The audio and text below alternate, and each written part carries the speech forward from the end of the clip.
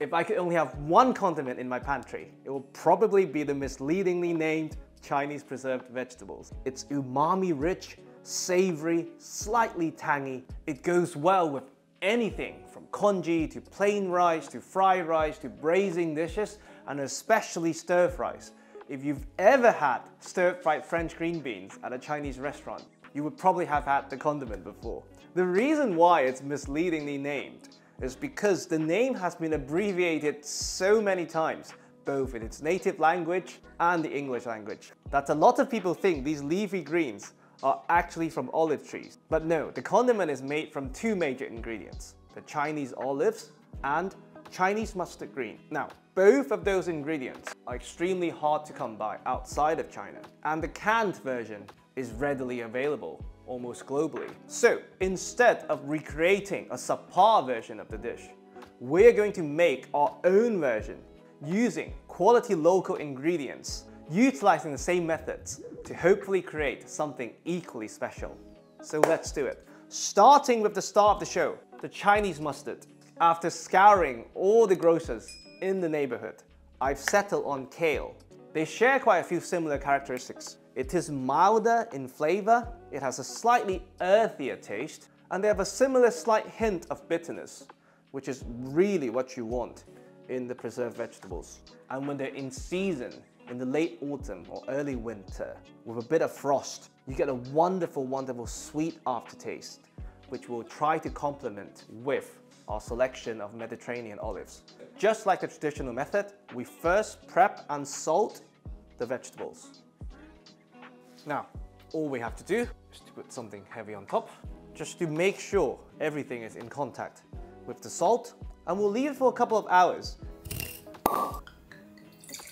After about 2 hours in the salt, we grab the biggest trays and wire racks you possess. We lay them flat in one single layer. Now, how you want to dry them is up to you. In the olden days, this would have been left to sun dry. If you live in a jurisdiction where humidity is not an issue, you can leave it to air dry slower over 2 days. If you live somewhere humid, use the oven at the lowest setting. After 2 days, 4 trays has become this much of semi-dried kale. So, just to be clear, this is the texture you want to achieve. It is dry, almost crispy on the edges, but still relatively soft. And this is the key to achieving a pleasant texture, to have something that's not chewy, similar to the actual preserved Chinese olive vegetables. So, all we have to do is to cut them into fine-ish bite-sized strips, factoring in further shrinkage. One thing I would highly encourage you to do though, is that you cut against the fiber to further enhance the texture. Now, the other equally important ingredient, the olives. Here we have a selection of 2 of my favorites, and for 2 different reasons. The Sicilian Nocellara olives, which for me is the best table olive in the world.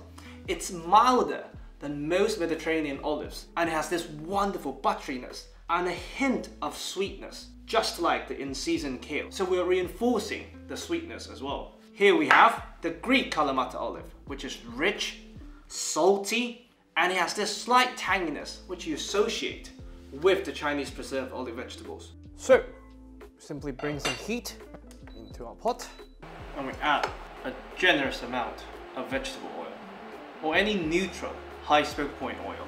An optional step, I like to infuse the oil with a bit of ginger and a bit of garlic and remove them before adding the kale, because both of them work extremely well with mustard green and kale, just to give the final product a bit more depth. Just about a minute or 2. Once the ginger is fragrant, we remove them and we add our kale.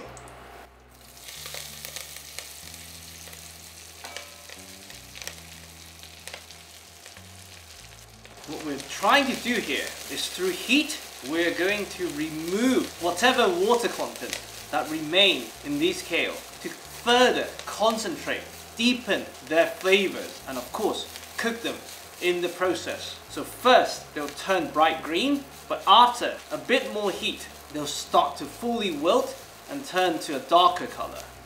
And you adjust the heat accordingly to make sure the bottom's not catching. You don't want to introduce any burnt flavors to the condiment. And if it's too dry, you can always add a touch more oil. We're not using olive oil, even though we're using olive, just because extra virgin olive oil with high heat develop a hint of bitterness. So what we're going to do is that we're going to top up the final product with extra virgin olive oil instead. You want to cook to remove that fresh, grassy note, and for the deep, earthy notes to really shine, for the sweetness to come through. Now, once you can feel certain bits are getting almost slightly crispy, that's when we introduce the olives. And first, without the brine.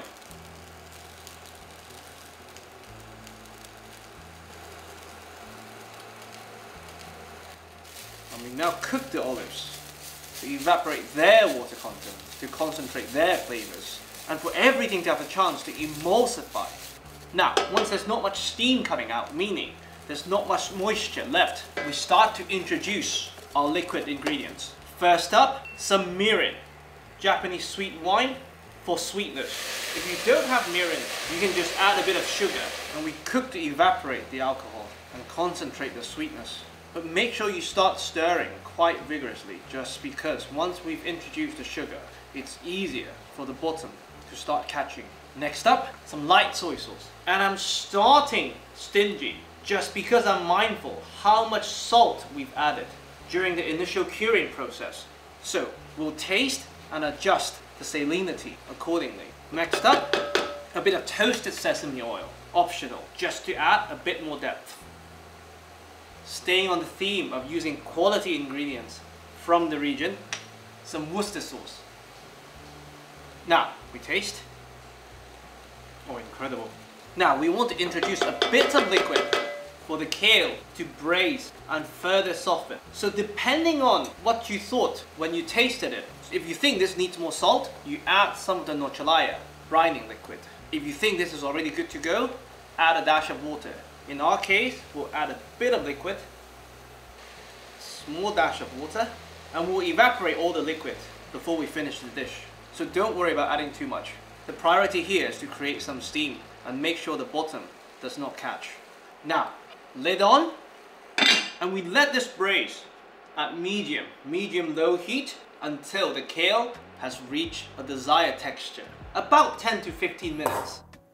After about 15 minutes, during which I stirred it occasionally, we taste, once again, for texture.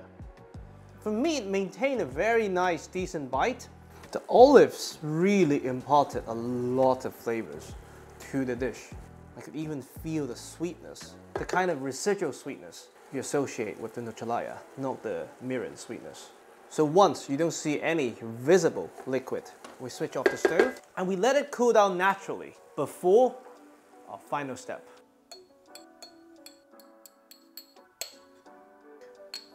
This is preserved olive vegetables with English kale, Nochaleya olives, and Guatemala olives.